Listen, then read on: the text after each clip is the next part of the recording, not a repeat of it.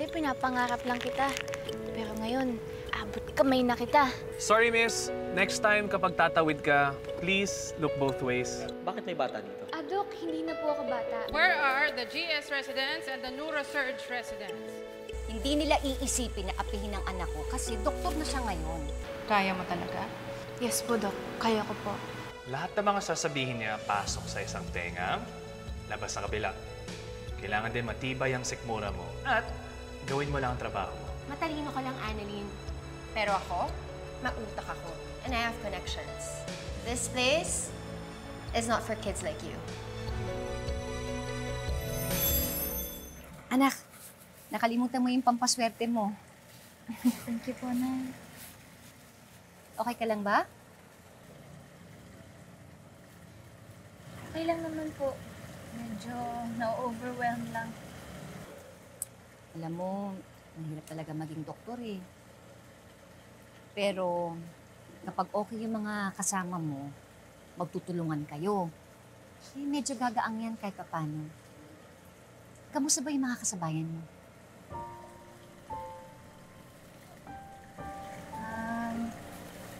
Nabatch ko po si Zoe sa Neurosurge po eh. Si Zoe? Yung dati mong kaklase sa med school? Naku, paano ngayon yan? Anak, baka mamaya awayin ka na naman niya. Hindi naman po. Professional na rin naman po si Zoe eh. Tsaka civil naman po kami. Basta anak, mag-iingat ka ha. At kapag may gawin na naman yung Zoe na yan sa'yo, magsabi ka sa mga senior mo ha? Takot lang po nun sa chief res po namin.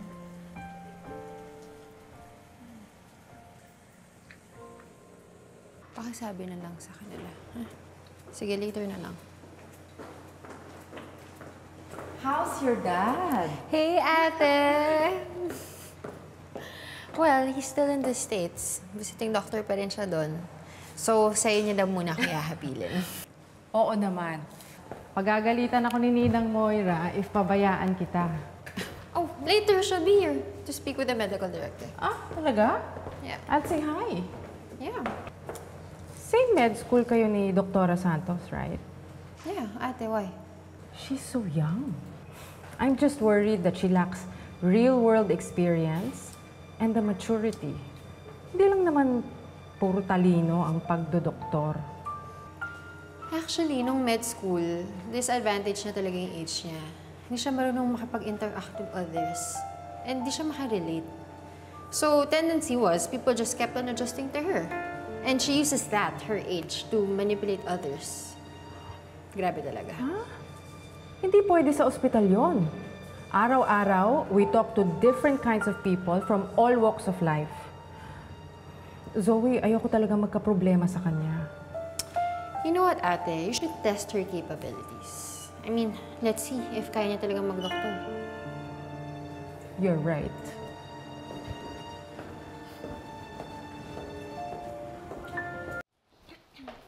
First-year residents, meet in 10 minutes for your tour and orientation. The rest, you may go. Yes po, Doc. Thank you po. Hey, 18 years old ka na ba talaga? Yes po, Doc. Bakit po? Wala lang. Just making sure na hindi ako makukulong. Child wonder ka. Pero hindi porke child wonder ka, makakasurvive ka dito sa ospital. Opo, Doc. Alam ko naman po yun eh. At masipag naman po ako. Madali po ako matuto and I'm willing to learn. Balita ko, valedictorian. MPI ka, tsaka board top-notcher ka pa. Ang galing pala ni Doktora Santos. Palakpakan naman natin si Doktora Santos. Oh, naku, patay. Doktora Tanyag. Kung pinaplano mo maging neurosurgeon, chief resident, mabigat yung mga kalaban mo. Child wonder. Baka mas magaling pa sa superhero to. Ay, hindi. Hindi naman po kami magkalaban ni Zoe eh. Magkaibigan nga kami eh. Di ba, Zoe? It's Dr. Tanyag. We're not close. And, Doc, hindi pa ako threatened. Oh, teka lang. Chill. Icebreaker muna tayo. Kasi first time ko may makasamang genius eh. At balita ko, kabisado mo daw yung periodic table. Sige, subukan natin. What are the alkaline earth metals?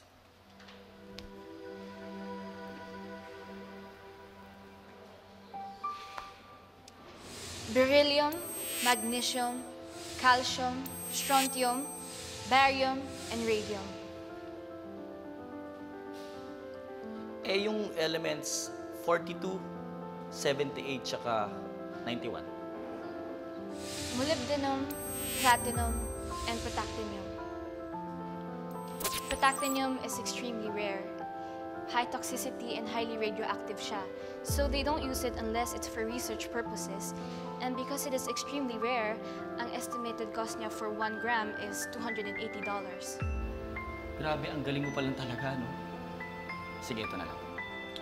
Ano ang rarest medical condition? Isa sa mga pinaka-rare na medical condition ay ang Hutchinson-Gilford progeria syndrome. Sige, ito na. Last question. Magkano ang sahod sa Krusty Krab? Kasi, ang dami ko nakikita sa online na works at Krusty Krab. Ano? Akala ko ba matalino ka? Hinihintay namin yung sagot mo. Doc, I'm sorry. Hinihintay na po yata sila ni Dr. Enrique sa labas. Okay, sige. Enjoy the tour and the orientation.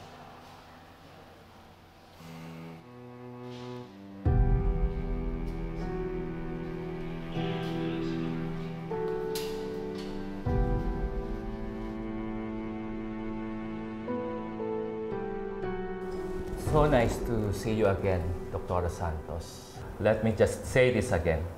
Isang napakalaking honor for me and for the hospital na dito mo mapiling mag-residency. My oh my. Ang pinakabatang doktor ng generation ngayon. It's my honor and privilege po, Doc. Sayang nga lang at mag-early retirement ako. I won't be able to see you grow, become the best neurosurgeon in the Philippines or sa buong mundo. Pero malaki ang expectations ko sa iyo, Dr. Santos.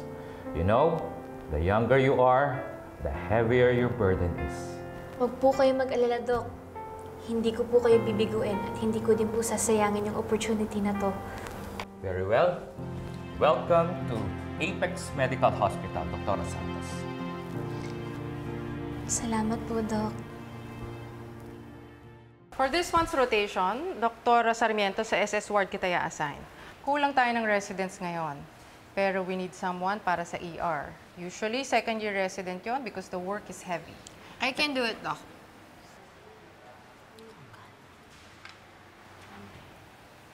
Really, Dr. Tanyag? Yes. Doc, sorry po na late ako. Why are you late? Sorry po, Doc. May kinausap Wala akong pakialam sinong kinausap mo. As long as you're here, dapat ako ang masusunod.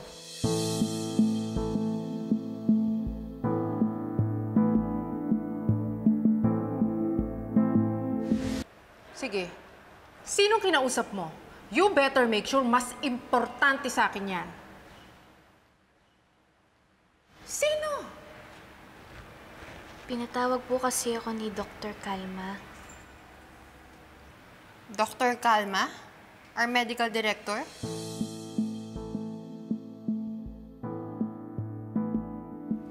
Next time, sabihin mo sa akin in advance para alam ko. What is that you're holding? Ano ba yung dala mo? Ano ba sa palagay mong susulat mo? Name ng crush mo? Autograph niya? Info niya? What is that in your pocket, Doktora? Hindi naman bawal kumain. Pero please, be discreet about it. Ano? Kumakain ka habang nag-i-interview ng patients? Magsusubuan kayo? Ayoko sa mga bata eh. I am assigning you to the ER with Dr. Tanyag under the supervision of Dr. Prado and mine. Prove me wrong.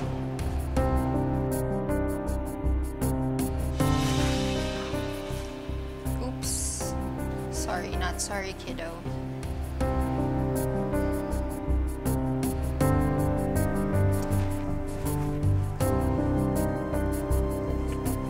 Okay ka lang.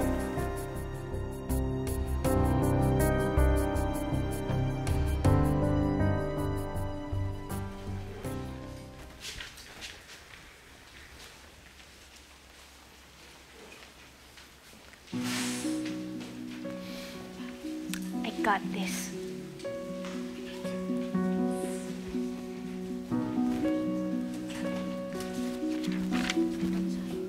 Good morning. Good morning. Relative ka, ma'am? Nandito po yung Loka ka nung relative naka-scrubs. Ay! Doktor ka? Yes, doktor ako. Sa triage ako inassign ni Dr. Enriquez. Dok, yung mga pasyente po kanina pa po nag-aantay na ma-assess, ha? Salamat po. Nurse Ivan. Ivan. Ibang hilito po yan. Hoy, Ivan. Doc Ivan po, ha? Salamat. Ako naman po si Nurse Karen. Okay. Nice to meet you. Huwag ka maniniwala dyan. Ibang hilito talaga pangalan yan. Nurse Evangelito. Hindi, Ivan. Nurse Ivan. So, dito ka pala na-assign. Don't worry. Akong bahala sa'yo. I'll take good care of you. Kasi alam ko naman yung mga batang kagaya mo hindi tatagal dito. Kaya ko po, Doc. We'll see, Dr. Santos. Kung ang ospital na to ang battlefield, etong emergency room, eto yung battlefront. Tingin mo, makasurvive ka kaya? Yes, Doc. Magsasurvive po. For sure. Nurse Ivan, yung files ng pasyente. Miles, ito. Ito po, Doc. Oo. Ay, sorry po. Sorry.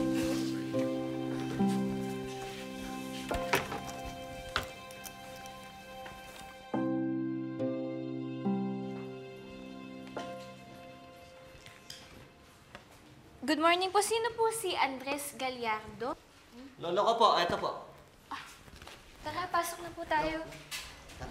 Aba, teka, ba't siya? Kanina pa kami dito. Oo, diba? Kanina pa tayo dito. Kasi po,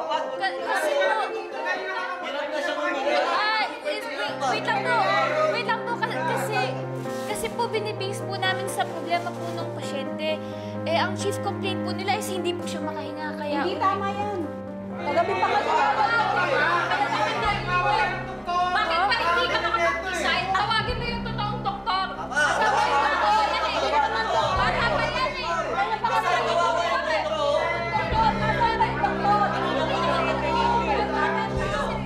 Ano ho nangyayari dito? Sandali lang ho. Ano hong nangyayari dito? Itong batang ito, hindi alam kung sinong uunahin sa amin. Kanina pa agad. Konting katahimikan po. Humingo ako ng konting katahimikan. Patingin.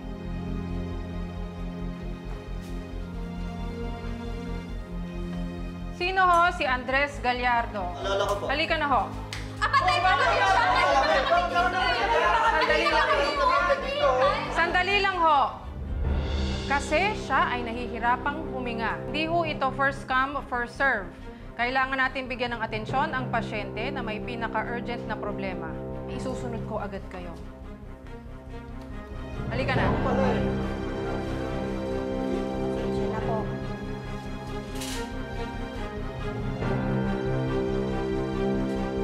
Buti pa si Doc, maayos magpaliwanag, di ba? Ito bata lang eh. Di ba? Doktora Annalyn Santos. Hindi mo dapat hinahayaan na kayan-kayanin ka ng mga pasyente mo. Hindi pwede malambot dito. You are no longer in med school. Wala nang prof na sasambot sa'yo. You are on your own. Alam mo, mabuti pa. Mag-break ka muna. Pag-isipan mo yung mga kailangan mong gawin. Yes po, Doc. Babawi po ako.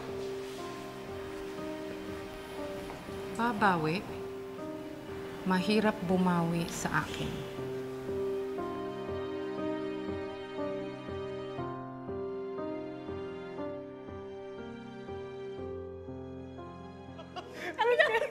Electric ka na naman sa akin, ha? Tuwa ka na naman.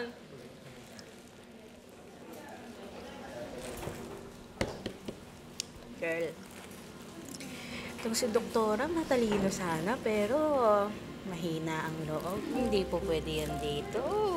Nurse, first day lang ng bata. Okay. Exactly! Bata! And take note, hindi pa toxic yung pasyente niya kanina. Paano pa?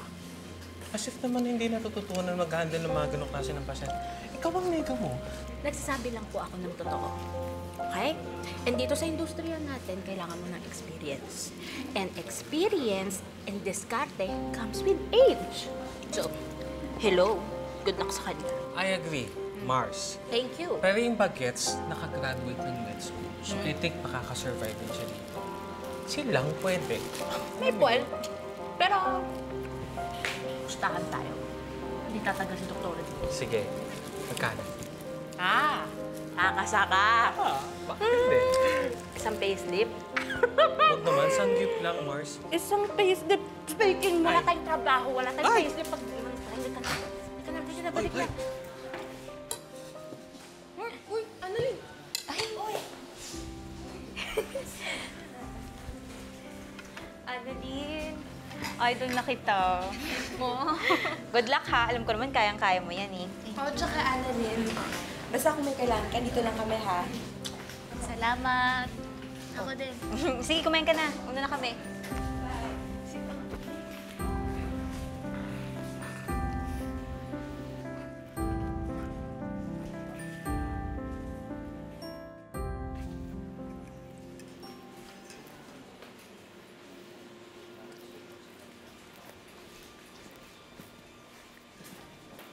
Uy, hindi mo gusto si Annalyn, no?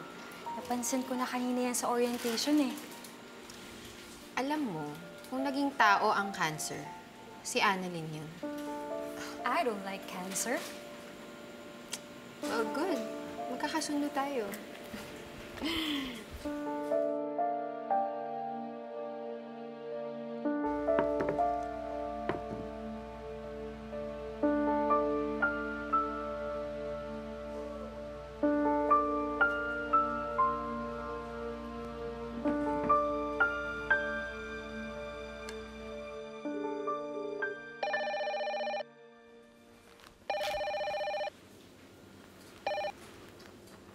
Hello, Nay? Hello, anak. Ako, sorry Ang kulit ko, no? Hindi po. Namiss nga po kita eh. Kumain ka na ba? Gusto mo, dalang kita ng pagkain? Total, pupunta naman ako dyan mamaya kasi diba, gusto kaming makilala ng head nyo. Oo nga po pala. Pero Nay, wag niyo na po akong dala ng pagkain. Kumakain na rin naman po ako ngayon. Ganun ba? Sinong kasabay mong kumain?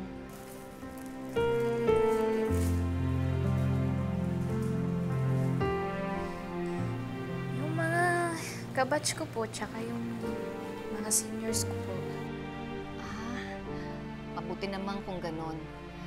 Mabuti kahit paano meron ka ng mga kaibigan dyan. Kayo po, Nay, kumain na po ba kayo? Oo, kumakain ako. Talaga po? Sino pong kasabay niyo kumain? Ninang mo, tsaka yung mga ibang tao dito sa bahay. Buti naman po, may kasama po kayong kumain dyan. Sige po, Nay, tawagan ko na lang po ulit kayo, ha? Tapusin ko lang po itong kinakain ko. Kami rin ng ninang mo, patapos na rin kumain. O sige, ingat ka anak ha. Love you! Love you, Nay.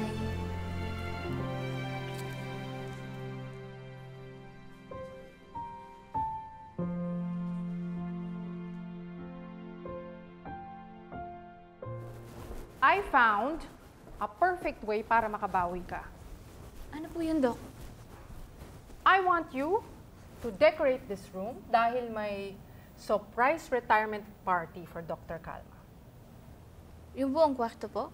Yes, in 2 hours. Po? Bakit? I'm sure expertise nyo mga kabataan to. Parang high school lang, di ba? Ganito, doktora. Pag nagawa mo to, bawi ka na. Pwede ka nang bumalik sa ER. Sige po, Doc. Game. Good. 2 hours.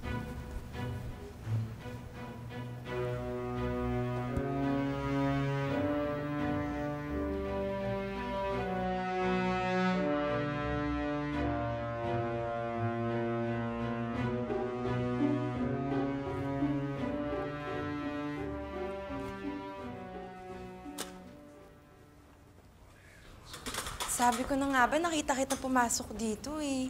Ano yan? Ba't may dala kang hagdan? Anong meron? Eh, pinapadecorate kasi sa akin ni Dr. Enriquez yung buong kwarto eh. Ha? Ano naman kinalaman nun sa pagiging doktor? Okay lang. Kung ito lang yung paraan ko para makabawi. Annalyn, ikaw yung pinakamatalinong taong kilala ko.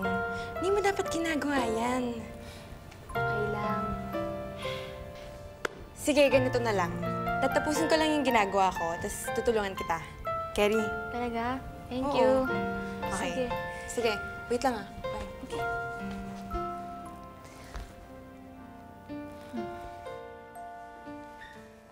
Anak, dito lang pala yung ladder ko eh. Ginagamit mo? Sa'yo ba yan? Oh. Pairam ako ah. Okay lang? Ay, di okay lang. Kahit sa'yo na eh. Thank you. Bago ka ba dito? Ngayon lang kasi kita nakita eh. Bagay pala tayo. Bagay? Hindi. Ibig kong sabihin, last month lang din kasi ako naging regular dito sa ospital. Kaya, dito ka rin ba na-assign? Kasi alam ko, wing ko to eh. Tsaka, ba't ka nakakulay blue? Eh, brown yung uniform nating mga janitor eh. So, tingin mo janitor ako? Doktor ako. Weh. Hello, Michael. Sumagit lang ako dito sa ospital. Dadalan ko ng pagkain si Annalyn. O sige, magkita lang tayo mamaya ah. Bye-bye.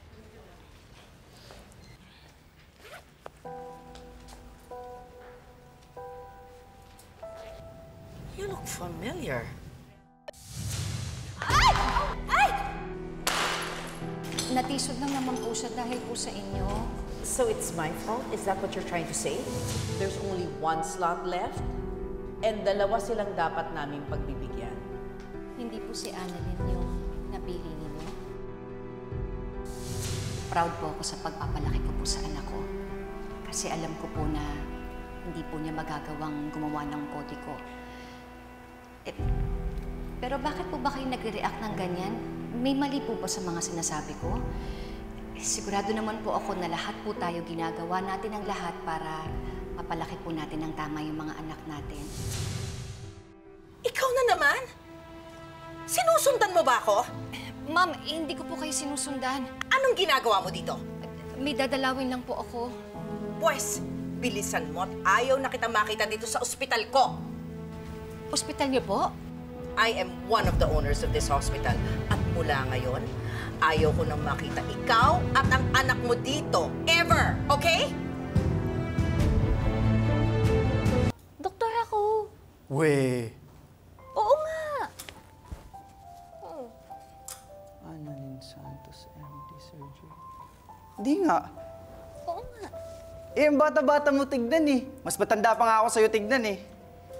Alam mo, gusto ko man ikwento yung life story ko. Wala akong time kasi may kailangan pa akong tapusin. Kaya okay lang, mamaya mo na ako kulitin. Babalik ko naman yan eh. See? Balikan ko na lang. Thank you. Sure.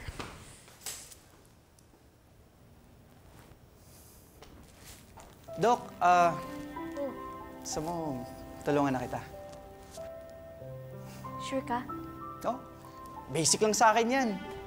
Talaga? Oo, promise. Ano? Ay gagawin ko?